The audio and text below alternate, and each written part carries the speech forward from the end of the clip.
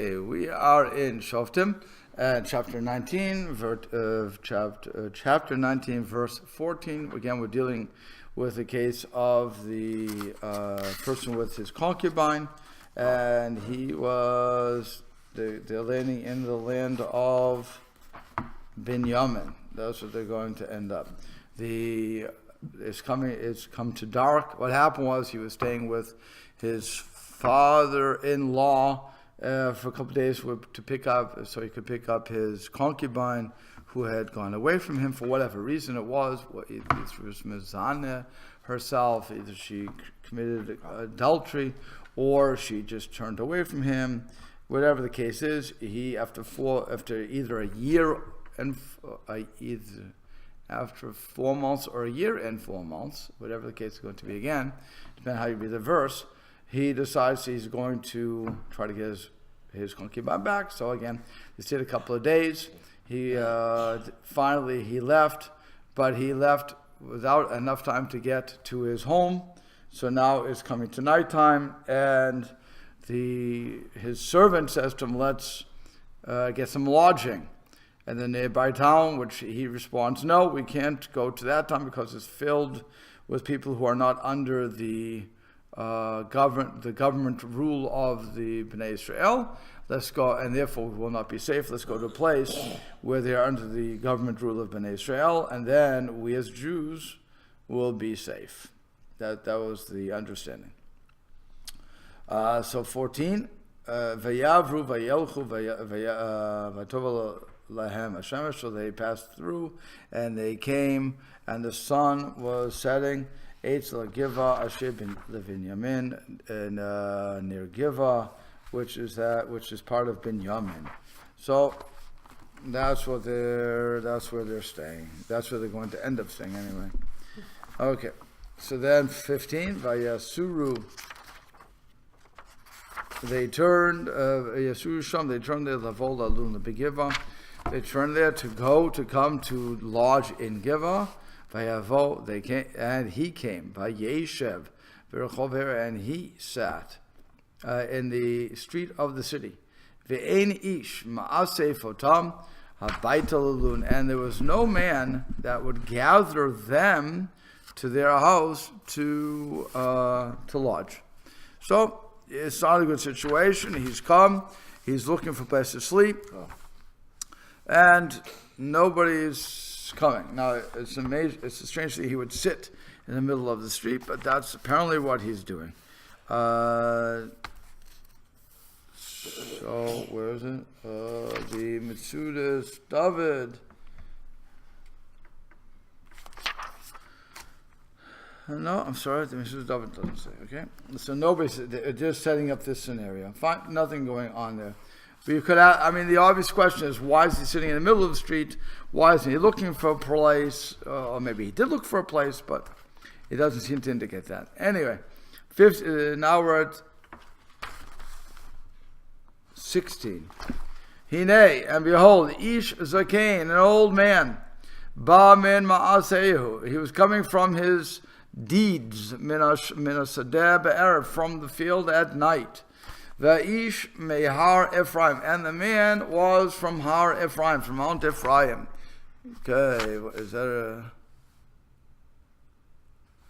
a mount? That's all they call it. Fine. And what happened? V'hugar beGiva, he lived in Giva. V'anshem Makom, and the men of the place were Bnei Yemini. Sorry, it was the place of the Benjamites. And so, Mitzudas David says, Bnei Binyamin is from Bnei Binyamin, and then we have and now finally the Malbim starts in again, and we go with the way he'll tell the story. Okay.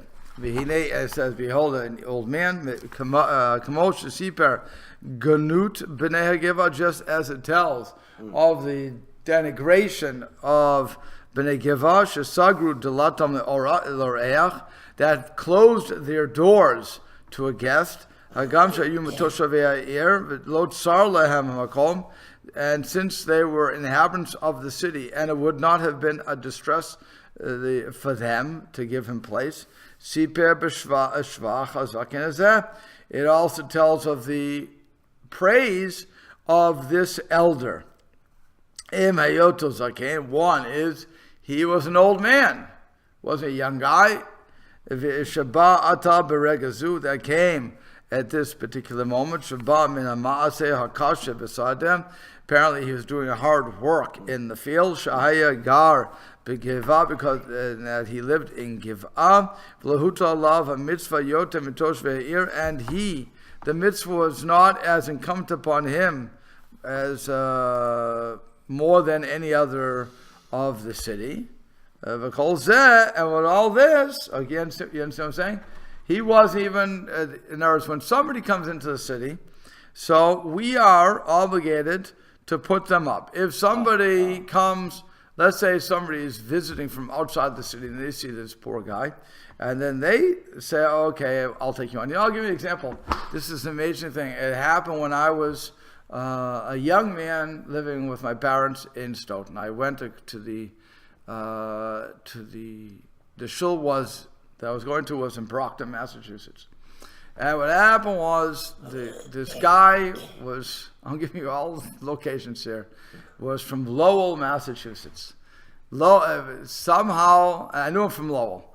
So somehow he ended up in Brockton, and his car broke, not the car didn't break down, no, he ended up in Brockton, and he couldn't make it home. In other words, he was driving on the highway, and for some reason he was in Brockton over at Shabbos, when Shabbos fell, and he couldn't get out. He didn't know what to do.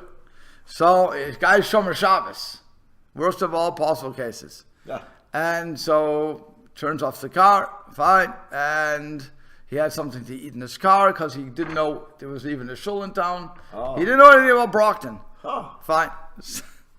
So what happened was, I see him the next morning at shul.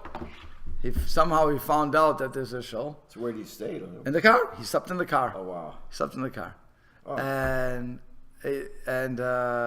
so what happened was, he went to the shul the next day. I see him. I was saying, what are you doing here? You should be in Lowell. You knew him? I knew him. He sold me, he was an insurance guy. Oh. He sold insurance. So he told me what happened. I said, go to the rabbi and tell him what's going on.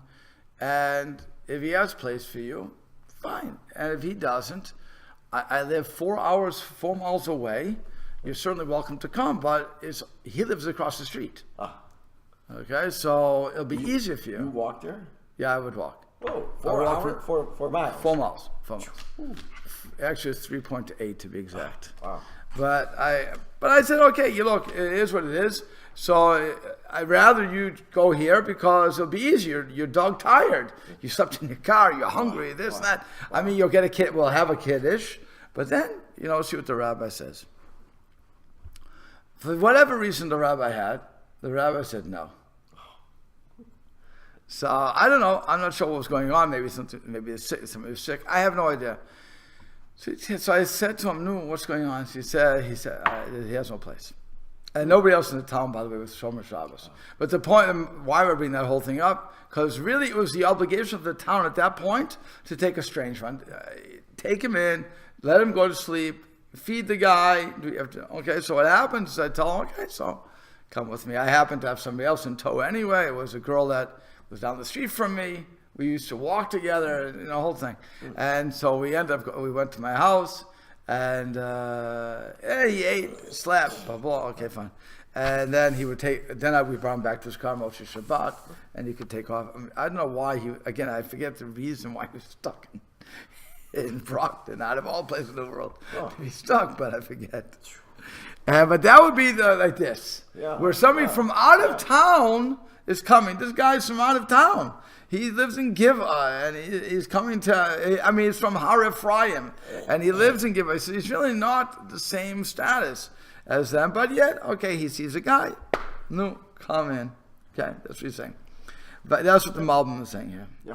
Vayisa inav, and he lifted his eyes, v'yardi ish ha'oreach, b'rechov ha'ir, and he saw the man, the guest, that in the streets of the city, v'yomer isha zakein, and so the old man asked him, Ana telech v'antavo, where are you going, and from where do you come? What's going on there? You're in the middle of the street. Oh. So he said, the Malbim says, Vayisa, he says, take if Sharao, once he saw him, he asked him, where are you going? He had a bit of a shala here. Ulai Darko, maybe the guy wanted to go on the road. Maybe he was still on his way. That's why he's standing in the road. I don't know where you're going. You're on the middle of the road. Where you want to go? You understand what he's saying? He doesn't want to say, come to my house right away. First, I want to know what you want. If if you're in a place that if you want to keep going, that's up to you.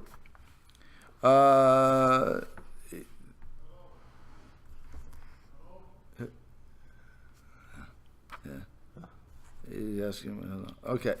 So, what another? So now let's go on. And he said to him, Ovrim anachnu, we are passerbyers. Mibeit lechem, from Bethlehem of Yehuda, ad Yarkei har Ephraim, that we are from the mountain.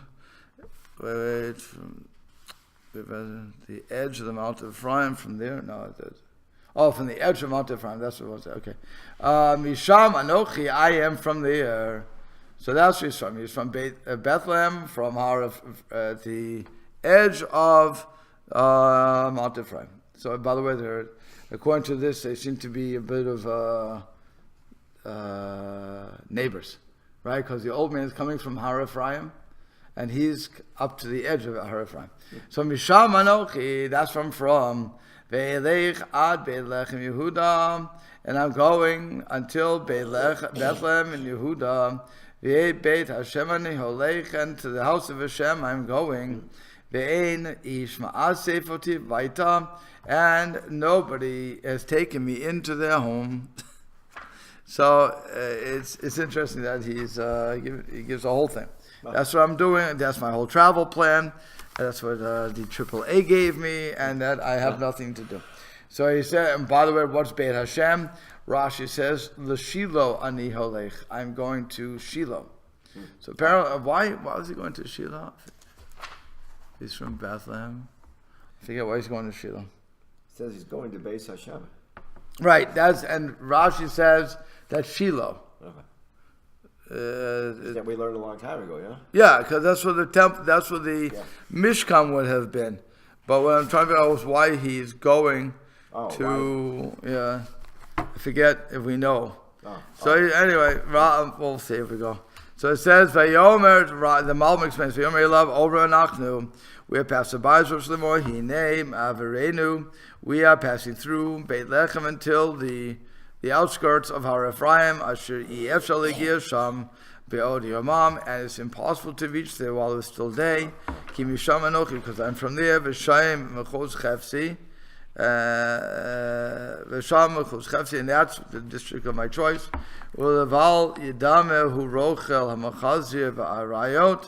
And it's not comparable to the perfume guys who like to go around the cities. So Amar Elech, he says, I'm going rak ad Beit Lechem, only until Beit Lechem. You shouldn't think that one should not think that he's from the people of Micha who are serving the idol. Micha Haya Har Ephraim, because Micha also was from Har Ephraim. A lot of people know Har Ephraim. It's a big district apparently. I'm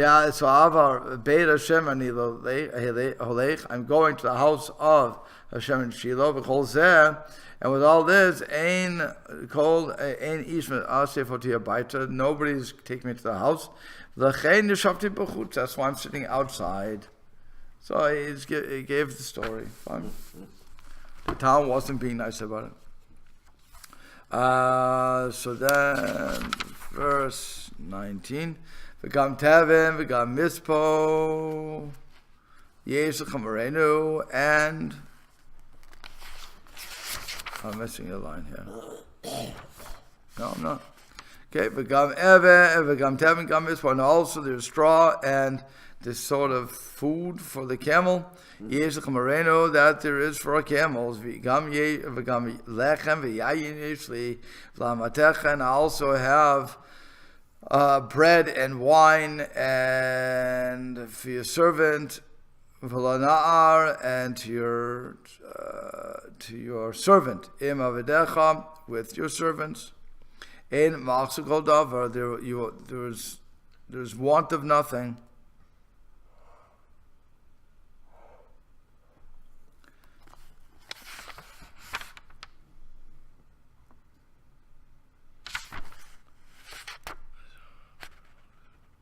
Okay. So he's saying I have everything. So it's so interesting. Yeah. So as David says, Gam 7, Gam Rosh more. Im ba'avor. So he says, this is what Sudas David explains. It says, V'im ba'avor hamachal lanu v'lakmarei ena machnisim. And if you think, and if it's because of the provisions for us, my camels, and that's why they're not bringing us in. Hello, gam tevim, gam mispo. I have it all. Im came miyadam ekach. So if that's the case, I'll take. I'm not going to. What will I take from their hands? I wouldn't take anything. Lamatecha he pelegesh, to my maidservant. She's my pelegesh. L'na'ar imavedecham, to the servant, to my head servant, I guess. With your servants. La'na'ar im ashim v'decha, to the servant that is with your servants. And atzmo pelagsho kara avadav b'derech hamusa. He's calling himself and his pelegesh. He's calling them his servants in a way of ethical teachings. K'mo she'amal amarcha pelagsho. Okay. Oh. Amar ki sheyesh biyado la'achil na'aro im avadav ve'al avdeya ish azaken amar. Okay, so he said that, and if you're going to say that, again, you have to feed he's saying that he will feed, that the guy, this person, the speaker will say, I will feed my people with the food that I have. You won't lose anything. You won't lose anything from me. So in other words, if you're going to bring me in, maybe that's what people are concerned with. I have a whole entourage, so maybe that's what they're afraid of. But I have enough. I don't need to house his entire thing. Is he? He's saying he says I have everything I need. Was he looking for a place to sleep? Right. And he needs to bed his animals down. Yeah. So so he's saying, but you don't. I don't need a. He's rationalizing why people don't take him in. So he's saying, he's saying, look, I know, maybe that's why. Because I got too much stuff with me. The people they figured that I'm going to want, There's. The people. When you invite, let's face it, when we invite people into our homes, and they're wanting a bed, that's all they want, a bed. Yeah. What's the first thing we do? You feed them, you feed drink, them. You bring out the food, you bring out the drink. Hachnazet to orchim, welcoming in the guest, not the stranger. Yeah. Welcoming the guest is a very big mitzvah. Now, in the Middle East, this is still known today. This was known for Lot. This was only Sodom and Gomorrah was strange for that. They were the only ones who said, we don't want to give you anything. Every other place, you enter into my Dalet Amod, my area, I'm going to treat you like a king. That was Hachnasa to Orchim. And it was, I don't think that was a uniquely Jewish thing. I really don't. Not from what everybody describes. Maybe it comes from Avraham Avinu, I don't know. But it seems that there were people doing this. So here, the person's saying, okay, I know that based on how we work, I'm guessing what people think is that when I come in, they'll have to bed down my donkeys, feed my donkeys, or whatever camels, whatever I have with me, and the woman and the man, and no, everybody, don't worry, I have enough. It seems to be largely lost in the West, because I remember people I worked with years and years ago talking about such things within the Jewish community, the Orthodox Jewish community. So we have a stranger coming to town. and it doesn't work on the Sabbath, and they call up the synagogue, look for a place to stay. And so we put people up. He says, you'll take a total stranger into your house and put them on. Yeah, and it's lost in the West, I think. Gastrecht. Gastrecht Gastrecht? in German. What does it mean? The right of guests. Okay. You're So obligated. some communities have it, in other words. Well, it used to be. Yeah. I don't think Right. it is anymore. Well, it's interesting because when I was young, so my father told me of a story of his mother. Somehow his mother was related to the owners of the Omega watch. The what? Omega watch, Oh, right? yeah. Not that we ever saw anything from it. Must be very distant relations. Yeah. I'm guessing. But she was coming from, Germany and really Shanghai. They went Germany, Shanghai, and then here. So she found out that they had relatives. I'm sure you understand what I'm about to say. You certainly. When you go through the Holocaust and you assume your whole family was wiped out, you don't think, you lost everybody. That's the end of it. And suddenly you find out there's a relative that you, a distant relative nonetheless, but a relative, is Landsman. Let's get together for a cup of coffee, and let's catch up. We're family. It's very important. We have nobody left. We're all broke. Well, Omega wasn't broke. Omega wasn't broke. And so she went to, I think it was probably New York. That's probably where it was, from Boston to New York. And she wanted to meet her cousin, a third Is cousin. your mother's family or some German? My father's family. It's your father's family. So the story goes, she wanted to meet. She went in, and she's German. She's with a German accent. I mean, not how much she is. She was only in Shanghai for 10 years, but she didn't learn Chinese. So she spoke German, and these Omega people were not first generation Americans. They were already acculturated to America, so they were embarrassed by their German cousins. Okay, that's certainly one. But the other thing is, they figured that this woman is coming for their money. Oh, You're a cousin. Oh, you have family. Okay, so I think they gave her. When they didn't come out, the story was, again, they didn't know what she wanted, so they sent somebody out. Just ask her how much she wants. And my grandmother's insulted. She said, I don't want a dime from you people. I want a cup of coffee. I want to talk to you. We're family. And then she left. And that was the end of it. Wow. So I don't know. Again, I don't know how we were related. That was or your father's mother. my father's mother on her side. So I'm not sure how the relation is. But it was that sort of mentality where, again, that Gastrecht, the right of the guest, I'm guessing. Okay, the Gastrecht is lost. Yeah. Because here, somebody comes in, you don't ask questions. You come out, shalom aleichem, have a cup of coffee, and that's what I said to my father later when he told me the story. I said, so what would happen if I would go and I would meet them in Germany or something else? He said, hopefully they give you a piece of cake. Hopefully they wouldn't forget how to be human about it.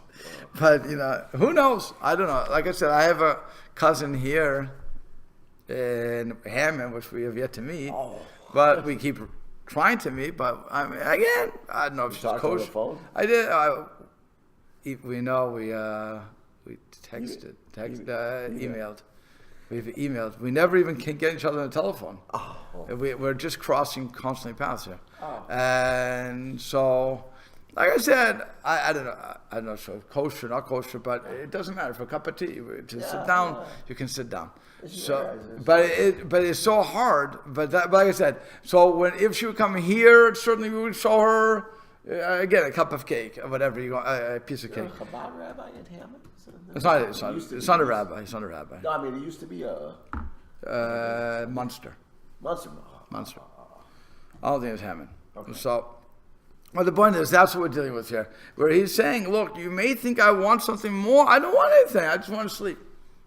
And nobody wants to bring me in. Wow. So that's really where it was coming with this story. Okay. So, like I said, but the point of the Malbim and everybody else is, it really is the obligation of the townspeople Yeah. to take in the landsman. You have his guest, treat him nicely. You don't make him sit, and don't worry about what you have to do. It's not a matter of, I have to do everything for you. No, here's a piece. You want a bed? Here's a bed. Find out what you want. Okay. So he says, "Vayomer Isha Zakein Shalom Lach." So the old man said to him, "Peace be unto you." Rak kol mechsurcha alai. All of your lackings are on me. I don't know how they'd say that literally, but let all your needs be upon me. Okay, fine. Rak barachov altalin. Do not please. Oh, actually, just doesn't say please. Only don't stay. There's a command form. Do not remain in the street. Don't remain on the street. Come with me. Let everything work out. So he said, the Mesuz's Dava explains, what does it mean, Shalom Lach, peace be unto you. Ratz Limor, lo tifachet, do not be afraid. Ki lo talin brachov, because you should not, you should not remain in the street. Rakol machorscha alai, let all your lackings be upon me, which means hoel v'yesh imcha le'echol v'shtot, since you have with you food and drink, lo tein lecha me'uma, I will not give you anything. And that which is in your hand you can eat. Rak kol anechsar lach hari he alive. But whatever you're missing, that's on me. But and he goes back and says, just do not stay in the street. Why? Ki beit malon levad he machzir lach, because you're only missing a place of lodging. That's on me. So he said, look, you want to be an independent guy. You don't want me to feed you. I won't feed you. I won't give you food to drink. I won't give you anything. It's all on you. All you want is a place to sleep. Great. That's what the Torah Center is all about, right? But no, think about it. When somebody comes here, we don't say we're going to give you a 4-star breakfast. It's not a bed and breakfast here. You want a bed, you have a bed. Have a good night. You want to pay us, you pay us. You don't want to pay us. Coffee, tea. What? Coffee, tea. That's if you don't want that, we don't force it down your throat either. Yeah. But it's there. If you ask us, we're going to tell you it's there. But we're certainly not giving you breakfast. So that's up to you. Bring your food. Yeah. It used to be like when people came to visit Bangor, Maine, and they would ask you, even though we had a restaurant, they would ask me, what do you have in Bangor, Maine? So I said, what are you looking for? So they would say, well, do you have children? I said, look, it's this very simple thing. You want kosher, we have kosher. You want special kosher, we don't have special kosher. That's how it works. I said, you have a restaurant, that's how it works, blah, blah. Okay, but you don't have glad kosher, you don't have Chal Yisrael, we had glad kosher. You don't have Chal Yisrael, and you don't have Pas Yisrael, that you have to bring in your own. Okay, so, but otherwise we have good place, and if you need this, you have that. There's many times that we could put people up, but at the same time, we weren't, when people start to take too much advantage of the people of the town, we start to say, we do have hotels in the area. It's not right for Shabbos is one thing. We understand you can't walk 4 miles. But when it comes to a weekday, I think you're pushing it too much to expect people to put you up for 2 weeks. And people would say, well, what's the problem? I said, okay, you give me your address and we'll come to you for 2 weeks and let the town do it. Okay. No. Okay, sure. But when it came to yeshivas coming down to us, we would put them up for whatever length they would stay. It'll be a 2-week stint for them. So it'd be my house. But we had to find people who were Shomer Shabbos to do that. And again, it was a small system in Bangor. Here it would be a little bigger, but still null. And here, by the way, when we have simchas, we usually can fill out, because there's no hotel anywhere near us, so we do what we do. But again, not everybody's feeding everybody everything. So that's what he was advertising. Okay, so the Malbim says,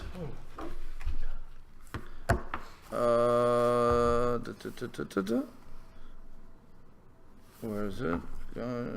Oh, he doesn't say yet? Okay, fine. So, I want to make sure I'm not missing anything. Okay, good. So then he said, where is it? Oh, Chof Aleph. Yeah. Vayevehu leveito, he brought him to his house, v'yaval achamorim. And he was v'yaval,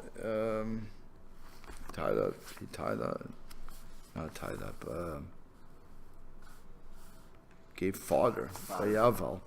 He gave him food, gave fodder to the chamorah, to the donkeys. V'chasu regleim, they washed their feet. V'yochlu, they ate. Vayishtu, and they drank. So I'm not sure who's giving whose food again. He may have. Yeah. It could be they're just eating their own foods. Yeah. Nobody's really identifying No that. comment on that. No. So I'm guessing it's also, by the way, it could be like Avraham, say a little too much. In other words, you can do what you want, and then in the end, they're going to put food out for you anyway. What's the custom of washing their feet? The custom of washing their feet was two of them. One was because the Arabian people used to worship the dust on their feet. They held it as a holy thing, so they wash it off because they don't want the Avodah Zarah coming to the house. That was that was one thing. But the other one is your feet are hot, so washing it off so that, you're relaxing. Do you know the reason why the Muslims wash their feet before they pray? I wonder if it's some kind of a carryover, I would think. Because if people wore sandals, they didn't have socks, and your feet didn't stay as clean back then either, I guess. Hot desert area and sandals and no socks. Could be. Maybe that's why they wash it, because they don't want to walk in. I know if you walk into the mosque here, You're supposed to take your shoes off, they said. In So, Chicago, when we lived in the 3-flat before we got our townhouse, so there was a Palestinian family. As a matter of fact, we were on the 3rd floor, they were on the 2nd floor. And the guy invited me in one time. It was the mother and 2 sons and the daughter, I think. invited you into what? Into their apartment, their house. And he asked me a computer question, And so I get to the door, he said, should I take my shoes off? No, I think that'll work. Well, if in the house, you should take your shoe off because you don't want dirt in the house. So I'm not sure if that. I'll make a bet. Again, I'm not a scholar. I have no idea what I'm saying. But I would make a bet that when it comes to bare feet for the Muslim, he's probably looking at the Mosaic experience, where God says to Moses, take off your feet, take off your shoes. Because you're in a holy place. Because you're in a holy place. So Okay. I would venture a guess that they are saying their mosque is a holy place. So therefore, they must take off their shoes. I would venture a guess like That that. makes sense, actually. Oh, Right. okay. Would you agree? It's in all the cultures, all the ancient cultures. Well, you don't have any Christianity, though. No, but in the Roman and in the Greek and To take off their shoes when they go to the holy and place? wash their feet. But when they came into a house too. Oh. But you can just imagine walking barefoot with sandals, which is next to being barefoot. Yeah. And the dust of the road. Yeah, you're only protecting the soles of your feet is all. And all the filth that was out in the road that probably, people used to throw Makes sense. their animals that are walking down those roads, and there's Yeah. garbage being thrown Right. out there. That Right. Yeah, So I wouldn't doubt that was the reason. I wouldn't doubt it. Just like Okay. we wash our hands before we. All right. We'll have to stop. So we'll stop at that one. Start at 22, God willing.